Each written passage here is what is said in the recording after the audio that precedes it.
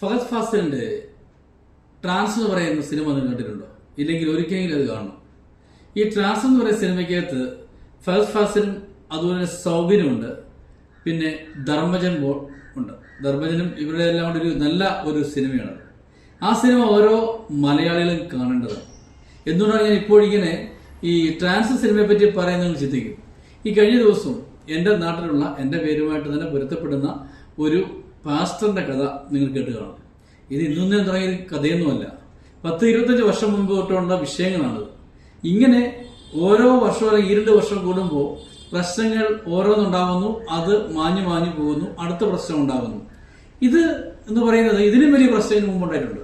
അപ്പൊ ഈ ട്രാൻസ് എന്ന് പറയുന്ന സിനിമയ്ക്കകത്ത് ഏത് രീതിയിലാണോ ഫഹദ് ഫാസിൽ അല്ലെങ്കിൽ സൗബിൻ അഭിനയിച്ചിരിക്കുന്നത്, ചിലപ്പോൾ അത് ഒരു സിനിമാ കഥ എന്നതായിരിക്കും, ഒരിക്കലുമല്ല. ഞാൻ അന്ന് ആ സിനിമ കാണുമ്പോൾ ഇത്ര റിയലിസ്റ്റിക് ആയിട്ട് യാഥാർത്ഥ്യവുമായിട്ട് ഇത്രയും പൊരുത്തപ്പെടുന്ന ഒരു കഥ എങ്ങനെ ഈ കഥാകൃത്ത് കണ്ടെത്തി ഞാൻ ഓർത്തുപോയി. കാരണം അതിനകത്ത് ഫഹദ് ഫാസിലിന്റെ ആക്ഷൻ, ഡയലോഗ്, ബോഡി ലാംഗ്വേജ് എല്ലാം ഇന്ന് നിങ്ങൾ ഈ കാണുന്ന ഒരു പാസ്റ്ററുമായിട്ട് 100% പൊരുത്തപ്പെടുന്നതും യാഥാർത്ഥ്യമുള്ളതുമാണ്. അതിനകത്ത് തന്നെ ഒരു മാധ്യമപ്രവർത്തന റോളിൽ മറ്റ് സൗബിൻ വരുന്നുണ്ട്. ഈ കഥകൾ തമ്മിൽ ചേർത്ത് വെക്കുമ്പോൾ ഇത് യാഥാർത്ഥ്യം തന്നെയാണ്. ഈ യാഥാർത്ഥ്യത്തിന്റെ മറ്റൊരു മുഖമാണ് ഈ കഴിഞ്ഞ ദിവസം നമ്മൾ കണ്ട ആ കൊച്ചു കുഞ്ഞിനെ പീഡിപ്പിച്ച അല്ലെങ്കിൽ സ്ത്രീകളെ പീഡിപ്പിച്ച ഒരു സംഭവമായിട്ട് കൂട്ടി വായിക്കേണ്ടത്. ആ സിനിമ കാണുമ്പോൾ നിങ്ങൾക്ക് മനസ്സിലാവും എന്തായിരുന്നു ഇവർ കാണിക്കുന്നത്, അല്ലെങ്കിൽ ഈ വ്യക്തി കാണിച്ചത് എന്താണെന്ന് മനസ്സിലാവും. ഇതിനകത്ത് ഇപ്പോൾ ലേറ്റസ്റ്റ് ആയിട്ട് വന്നിരിക്കുന്ന വിഷയം എന്ന് പറയുന്നത് ഈ ജീവനക്കാരുടെ പേരിൽ മാത്രം കേസെടുക്കുന്നു എന്നുള്ള രീതിയിലാണ്. അപ്പൊ അതിനകത്ത് ചെന്നീർക്കര പഞ്ചായത്തിലാണ് ഈ അനാഥാലയം പ്രവർത്തിക്കുന്നത്. ആ ചെന്നീർക്കര പഞ്ചായത്തിന് അത് ഏറ്റവും കൂടുതൽ അവരെ പ്രൊട്ടക്ട് ചെയ്യുന്നു എന്നാണ് ഞാൻ പറഞ്ഞത്, ഈ സ്ഥാപനത്തെ. എന്നാൽ ഈ സ്ഥാപനത്തിന് ലൈസൻസ് പോലും കൊടുക്കാൻ ആദ്യം സാമൂഹിക നീതി വകുപ്പ് മടിച്ചിരുന്നു. മറ്റൊരാളുടെ പേരിലാണ് ലൈസൻസ്. എന്നാൽ ഈ കുട്ടികളെ വശീകരിച്ച് കൊണ്ടുവരുന്ന ഒരു വീഡിയോ ഉണ്ട്. അതിനകത്ത് പഠിപ്പിക്കാന്ന് പറയാണ് കൊണ്ടുവരുന്നത്. പഠിപ്പിക്കാൻ വേണ്ടി കൊണ്ടുവന്നിട്ട് ഈ കുട്ടികളെ കഠിനമായി ഉപദ്രവിക്കുകയും അവരെ കൊണ്ട് മേശരിപ്പണി ഉൾപ്പെടെയുള്ളത്, വീട്ടുപേര് വേല ഉൾപ്പെടെയുള്ളത് ചെയ്യിക്കുകയും ചെയ്യുന്നു എന്നത് അവര് വ്യക്തമായി പറഞ്ഞിട്ടുണ്ട്. ഇവനെ ഇവിടെ ഏൽപ്പിച്ചിട്ട് പോക്കോ കേട്ടോ, ഇവിടെ നിർത്തിയേരെ, ഞങ്ങൾ അവനെ പഠിപ്പിച്ചോളും. നമുക്ക് പഠിപ്പിച്ചാലോ? ഇവിടെ നിൽക്കുന്നു, അവൻ റെഡിയാ. അവനെ നമ്മൾ പഠിച്ച് ഇതൊക്കെ ചെയ്തുകൊണ്ടിരുന്നത്. ഞാൻ ആരുടെ പൈസ എടുത്തെന്ന് പറഞ്ഞ് ഇങ്ങനെ അടിക്കുകയും ഇതൊക്കെ ആയിരുന്നു ചെയ്തത്. കുളിക്കാൻ പോയ ടൈമിൽ ഇവർ വന്ന് വിളിച്ചിറക്കി അടിക്കുകയും ഇതൊക്കെയായിരുന്നു ചെയ്തത്.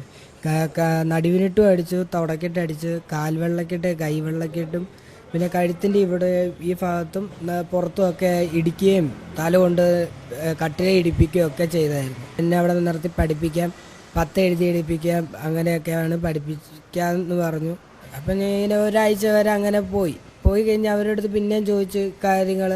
അപ്പോൾ അവർ പറഞ്ഞു നിന്നെ ഇനി പഠിപ്പിക്കാൻ ഇന്നില്ല, നീ ഈ വീഡിയോയുടെ ഇതൊക്കെ ആയിട്ട് പോയാൽ മതി, അങ്ങനെ ഇതാണെന്ന് പറഞ്ഞു. പിന്നെ പണിക്ക് കൊണ്ടുപോകാൻ വേണ്ടി രാവിലെ എഴുന്നേൽപ്പി. ഞാൻ പറയും എനിക്ക് പറ്റത്തില്ല എന്ന് പറയുമ്പോഴും ഇവർ വലിച്ചഴച്ചുകൊണ്ടാണ് പണിക്ക് കൊണ്ടുപോയിക്കൊണ്ടിരിക്കുന്നത്. കുട്ടികളും ഉണ്ട്, എന്നെക്കാളും മുതിർന്നവരുണ്ട്, വയസ്സായവർ, അങ്ങനെ അച്ഛന് വീട്ടുകാർ ഉപേക്ഷിച്ചവർ, അങ്ങനെ പറയുന്നത്. സ്വാഭാവികമായിട്ടും ഇതിന്റെ നടത്തിപ്പുകാരനെതിരെ കേസെടുക്കേണ്ടതാണ്.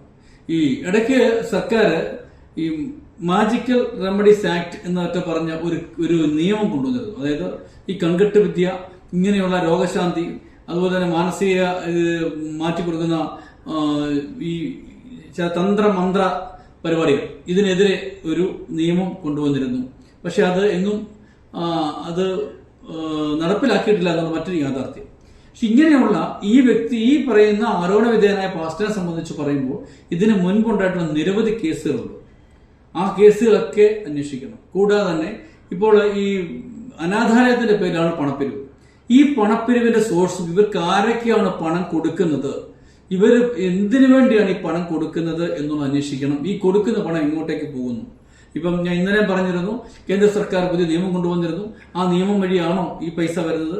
ചാരിറ്റി ആക്ട് അനുസരിച്ചാണ് പണം വരുന്നതെങ്കിൽ ചാരിറ്റി പ്രവർത്തനത്തിന് ആ പണം എന്തുമാത്രം ചിലവാക്കിയിട്ടുണ്ട്, ബാക്കി പണം എങ്ങോട്ടേക്ക് പോയി?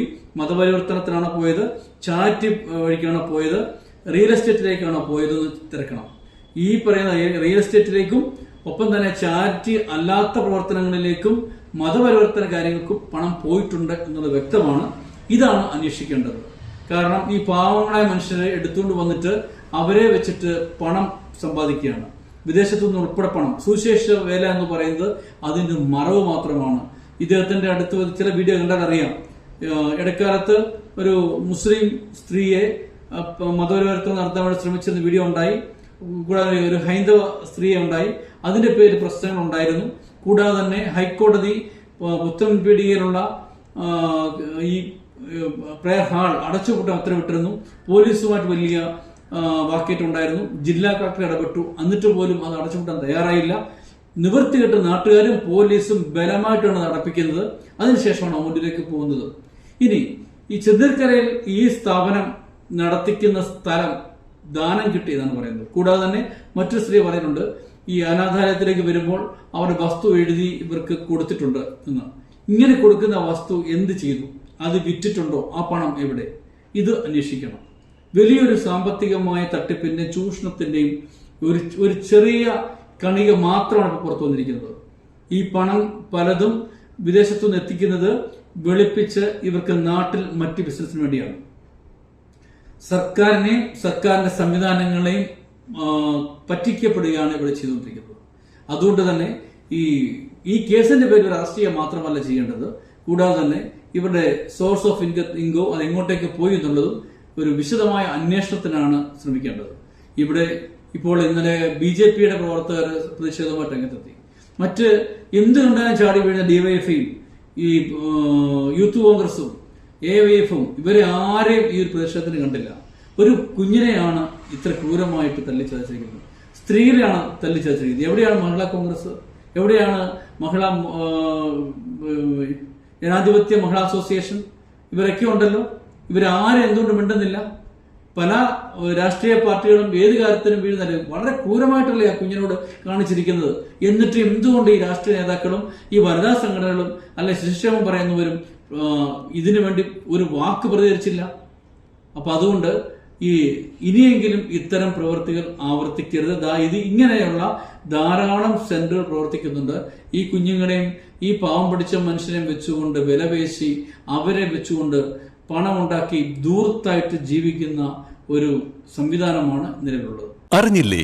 അലങ്കാറിലാണിപ്പോൾ യഥാർത്ഥ ചന്ത. അലങ്കാർ ബുധനാഴ്ച ചന്ത. പച്ചക്കറികൾ തോട്ടങ്ങളിൽ നിന്നും നേരിട്ടെത്തിക്കുന്നു. ഫ്രഷ് ഐറ്റം, ഒപ്പം വിലക്കുറവും. എല്ലാത്തരം പഴവർഗ്ഗങ്ങൾ, പച്ചക്കറികൾ, അരി, വെളിച്ചെണ്ണ തുടങ്ങി നിത്യോപയോഗ സാധനങ്ങൾക്ക് 50% കൂടുതൽ വിലക്കുറവ്. അലങ്കാർ ബുധനാഴ്ച ചന്തയിലെത്താൻ മറക്കരുത്. അലങ്കാറിലെത്തിയാൽ എന്തും വാങ്ങാം വൻ വിലക്കുറവിൽ. Alankar hypermarket, supermarket, Pathanamthitta, Konni, Changanassery.